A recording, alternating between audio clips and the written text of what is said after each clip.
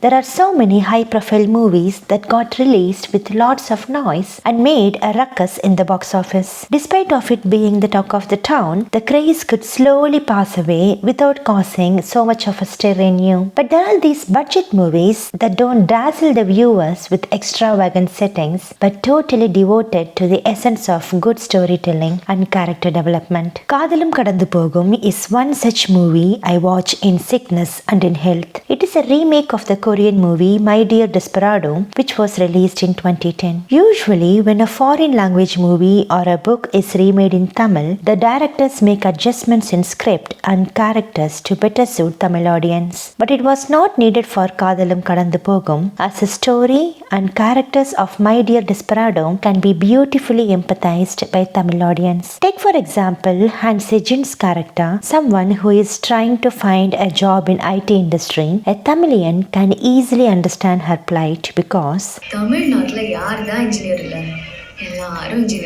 when it is a shot-by-shot remake, one cannot help but compare the two versions. In these two movies too, the strikingly similar scenes makes one wonder, did the remake convey the exact emotions in right place? Did a particular scene mean to provoke a particular thought in the original movie? Were the characters' intentions same? Which actor did better?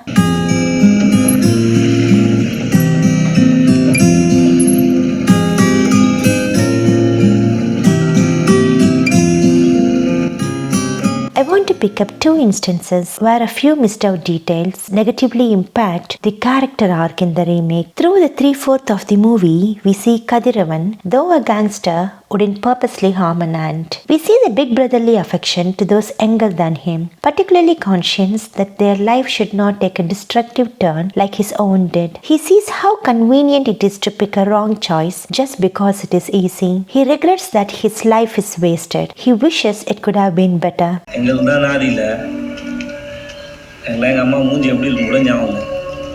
But he thinks he is too old to pursue anything, as this gangster life is all he knows. He haven't explored outside of this. We understand.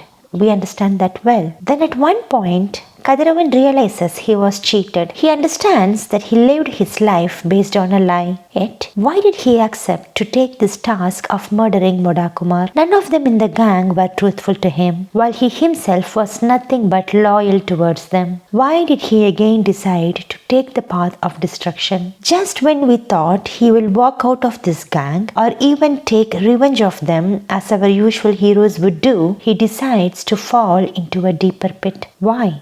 We ask ourselves, but when we finally see that heartwarming climax enhanced by Santosh Narayanan's music, we put aside the questions and walk away feeling good and fulfilled. But what happened to Kathiravan that made him to go from here to here? How did this major shift in this character journey happen? And how Kathiravan's wrath on Moda Kumar is justified? It is this scene, the turning point, that brings it all together. The man before this scene is not the same person as the one after. To understand this bit deeper, let's analyze the character and dialogues in the original movie. Dongshell served time for a crime he hasn't committed. He agreed to go to jail for his gang leader in return of the favor, which is to get the ownership of the bar. Ever since his release from the prison, he repeatedly insists his boss to transfer the bar ownership to his name, but the boss has excuses. Dongshell spends his days aimlessly doing odd jobs for his boss out of compulsion. There is no one to care for him, and he has no one to care for. He meets Sejin, they form a friendship,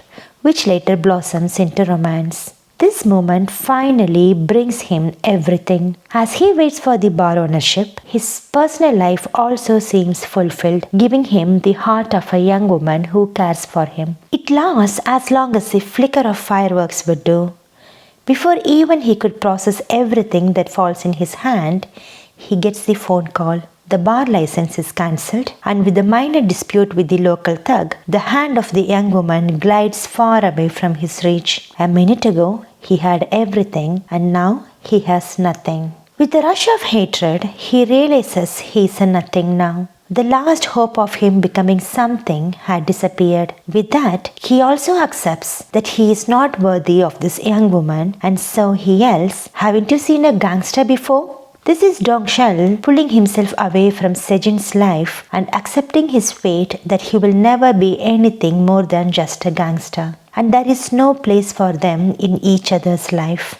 Dongshul returns to his gangster's life and there is another shock waiting. The boss never intended to give him bar ownership and he was cheated, and that he is not someone they would consider the ace member of the gang. Now, as Matt Bird said in his book, The Secrets of Story, heroes must respond to their challenge in their unique way. That unique reaction is what makes them heroes. Now, already accepting this life as his future, Dongshul quickly decides what he needs to do to become the ace of the gang.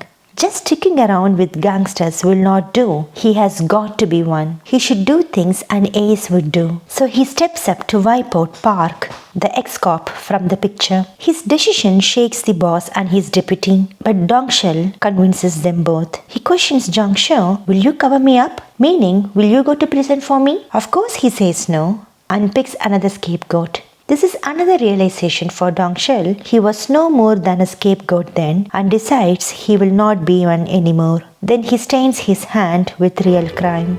This clearly explains the mind shift of the character and justifies his decision. We feel for him, but we also understand him.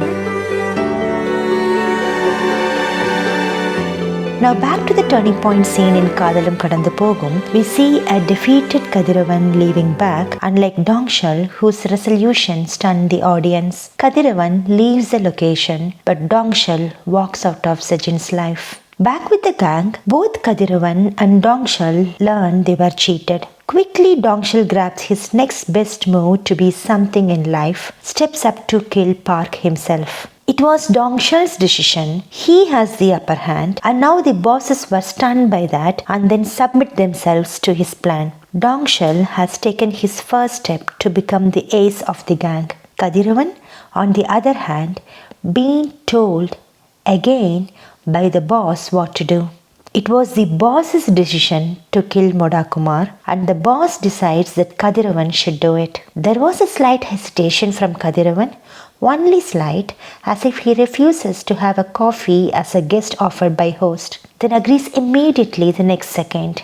With such a small detail left out in Kadhalum Kadandhu Poghum, had the Kathiravan character to be portrayed as a pushover, a weakling not to be relied on, and sometimes even lazy. While Dongshul is with the gang, he has the body language of someone who came in to collect the debt they owe. Like, if it is not for the bar ownership, he has no reason to be around them. While Kathiravan is seen very comfortable in the gang, seen having good time, with or without the promise of the bar, he would still be around. Which is why it was easy to tell him to kill Moda Kumar, and he sets off to follow the orders, irrespective of knowing that he was cheated. From their body language, we can see Dongshul has a thirst for what is missing in his life. This drive to achieve more makes Dongshul and Sejin similar personalities. Kathiravan is too comfort in his surrounding, but Yalini flees out from the comfort. Personality-wise, Kathiravan and Yalini are poles apart. It almost gives us the impression that if the turning point scene didn't happen, if Yalini hasn't entered his life, if there was no Moda Kumar, Kathiravan would have continued with his life, but Dongshul wouldn't. See what a miss or addition of a small detail can negatively impact a character.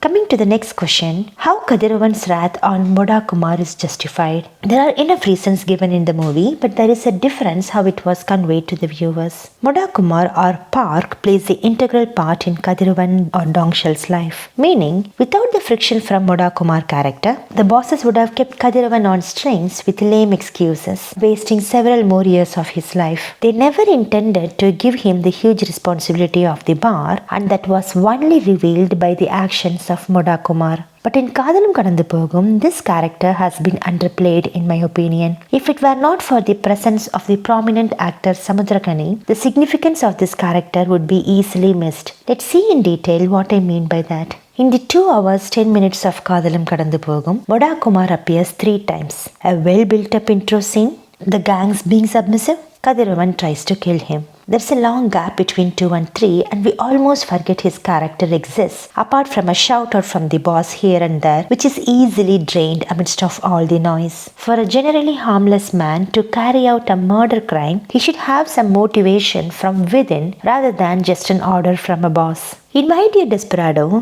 which is 25 minutes shorter than Kadhalum Kadandhu Poghum, Park appears 4 times. And every time he gives something to the viewers and makes an impression. During his intro, it is from Park we hear that Dongshul served prison time for a crime committed by his boss. This is a crucial information for us to understand the hero's plight as to why he is sticking around the gangsters. There is this third appearance during the turning point scene. We see Dongshul losing everything and we know it is because of Park. Not by hearsay like Sambath in Kadhalum Kadandhu Poghum does, but a 4-second visual shot makes a lasting impact on us. As an audience, we know he will be avenged. With this case study, one thing was clear. Kadhalum Kadandhu Poghum is meant to be a romantic comedy, so the details on the gangster's dark life were not given enough thoughts. My Dear Desperado was advertised neither romantic comedy nor a comedy. While the former tries to centralize the movie's theme to romance, the latter keeps reflecting on a man trying to claw his way out of his fate.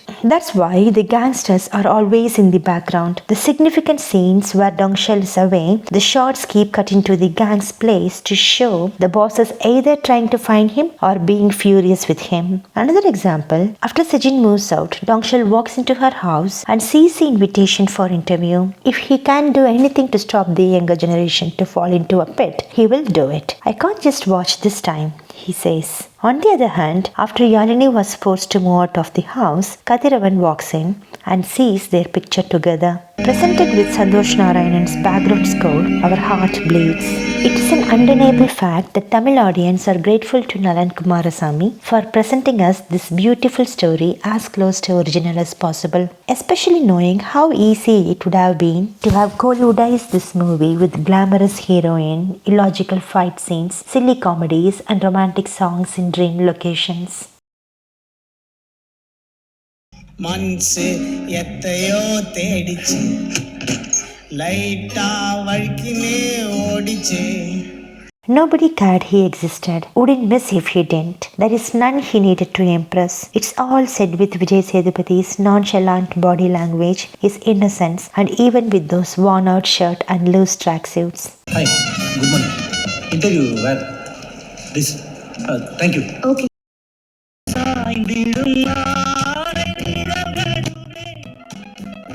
An ambitious, hardworking girl can identify herself with Yalini. Not just the lead characters, all the supporting cast were carefully selected and we have no problem accepting them in their role.